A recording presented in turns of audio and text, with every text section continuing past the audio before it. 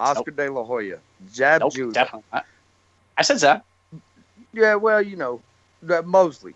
I mean, we could just go on and on, man. Let's. Every opponent Floyd's ever fought was past their prime. Every big opponent, or not even into their prime yet. Some people call it cherry picking. I would call it smart business. Oh, absolutely. I agree with you there. But it's the fact. I love you, Derek. Much love to my LA partner out there. Let's go Dodgers, man. 2017 Dodgers, best fucking squad you've ever seen play in your life, my man. This is where I tap back to the boxing. John Bowe they're down good. With the American baseball. No. It's the major, bro. Call it around us here. I've not got a clue. Let's move on.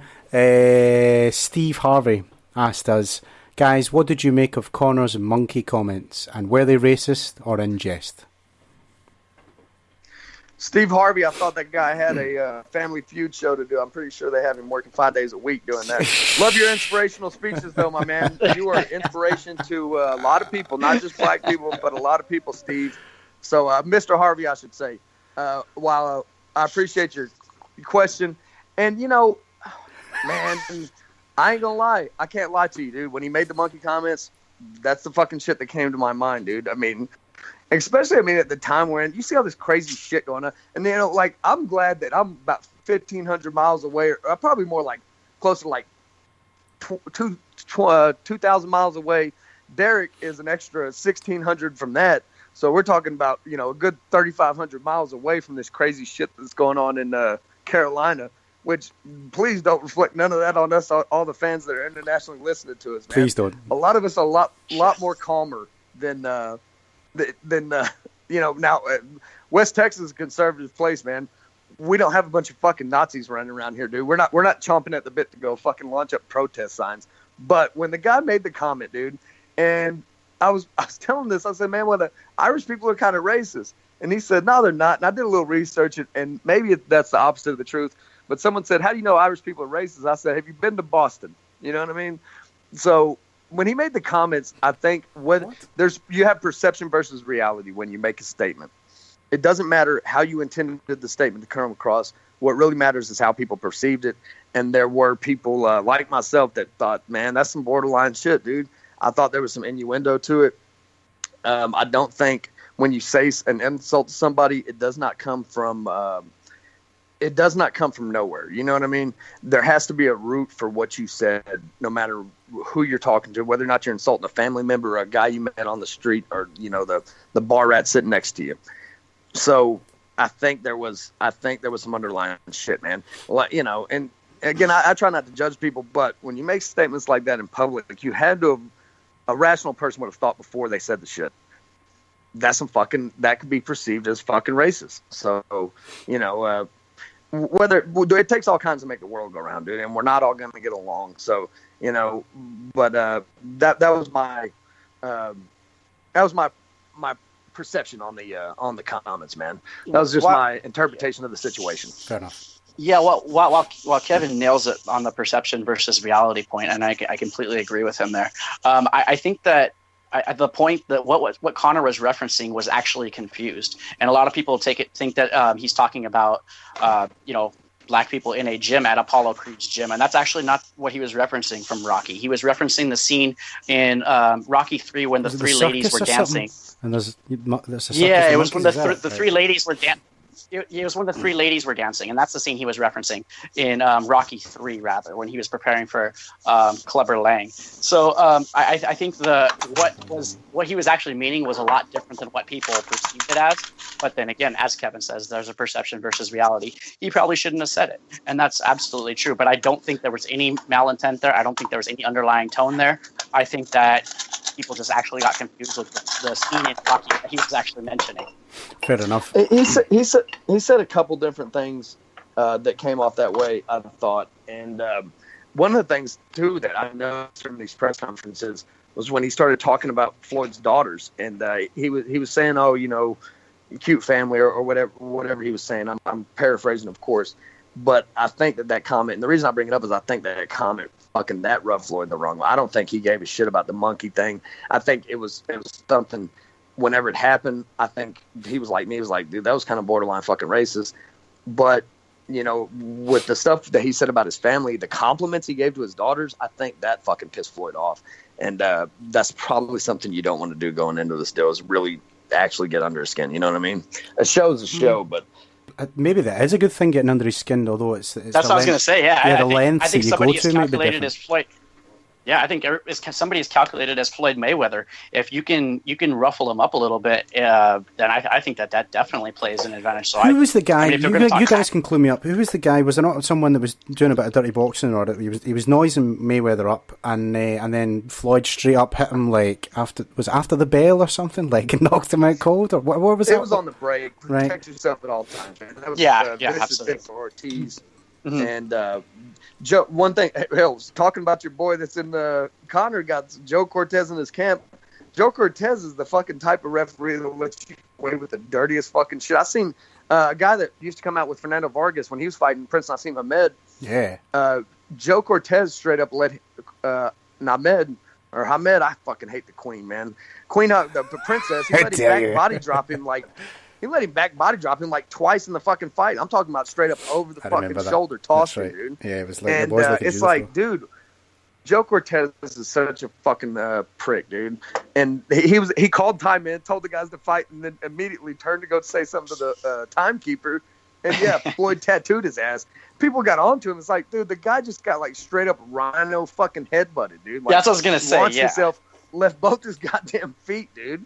So Floyd did what any man would have done. Yeah, Floyd did what any man would have done. I would have done you launch your head into my chin. Of course, I'm going to nail you on a break like that. But this is my point, though. If you ruffle him up enough, he's going to react, right?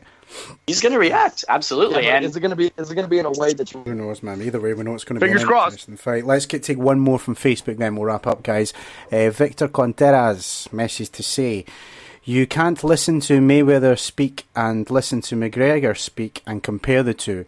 Floyd sounds like such a fake person when he speaks. Conor sounds like a genuine human being. This is why he has my respect. But what do you guys think?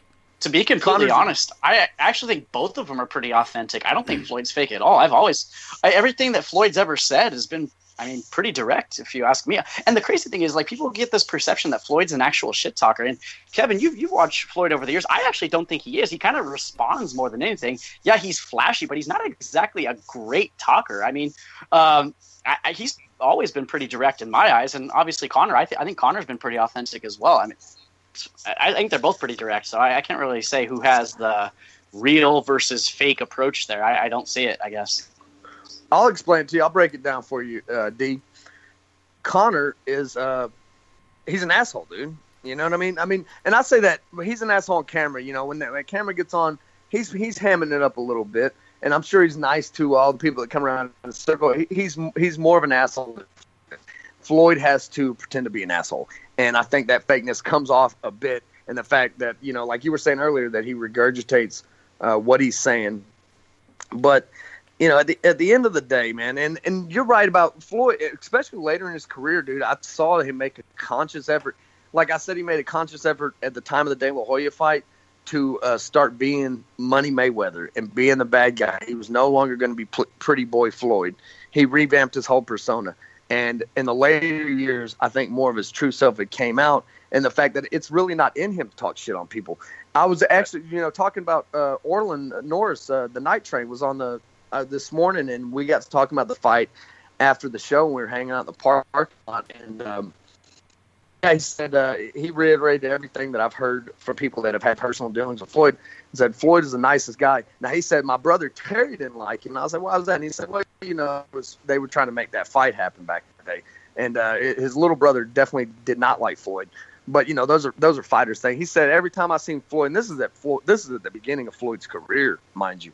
When he doesn't, he had financial backers and he had some money, but he didn't have the spotlight on him, not even a fraction of what he does now. And he said every time that Orland was in the MGM Grand and would see Floyd would run up to him and give him a big hug and say, "What's up, champ? How you doing?" So, I think that, Floyd's a genuinely type of nice guy. I'll tell you another story that stuck out while I'm sticking up for my man Floyd. Triple H, the wrestler, man, and a lot of us watched wrestling when we were kids. He's out there going to walk Floyd out for his fight, and I remember him saying on a show. He said it was, like 4 hours before the fight, on fight night. He's hanging out in his hotel room, planning out his night. And his phone rings, and it's Floyd personally calling him, saying, "Hey, man, you got everything that you need? You need anything, just call him up and tell him it's on me." That's the type of guy that he is, man. He goes above and beyond to take care of the people that are around him. To a lot of fighters that didn't make a fraction of the money in him, it's been to their detriment. But Floyd's the type of guy that's made some smart investments. So let's not play too much in the media and let that dictate what you think of this man personally. And as far as the question on the shit talking thing, yeah, that's my point. I don't think it's in Floyd as much, and I think Conor really relishes in that part of his persona and in this personality. Yeah, just to echo what Kevin says a little bit, by all accounts, everybody I've ever talked to who's had encounters with Floyd Mayweather has said he's a very, very nice individual. So, hey, I'll take that for what it's worth. Well, there you have it, guys. Mayweather versus McGregor is this Saturday. It's going to be fantastic. I can't wait to see it. And I hope all you guys listening enjoy the fight as well. In the meantime, I want to extend my thanks to our panellists representing, firstly, Team McGregor, Derek Bowe. Derek, thank you very much for your time, sir. Hey, it's been a pleasure, man. Thank you for reaching out to me. I'm glad I was able to do this. Of course, my thanks to Kevin Jones, representing all things Floyd Mayweather. Kev, always a pleasure, sir. All things Floyd, all things West Texas. Tune in my show, doublet973.com. Sunday mornings, or get the podcast, man. I always love coming on with John Boy, man. Mad love for my Scottish brothers over there. When I get some money, I'm coming to see you, baby. That's it, mate. When I get that Floyd money. So get that Floyd money. Get your bets on. You heard it, guys. And enjoy the fight Saturday. We'll be back next week looking ahead to Made for the Cage 25. We'll be speaking to the main event, which is Chris Bungard versus Colin the Freak Show Fletcher. I'm John Boy McElroy, and I'll catch you next time on the Martial Arts Chat podcast.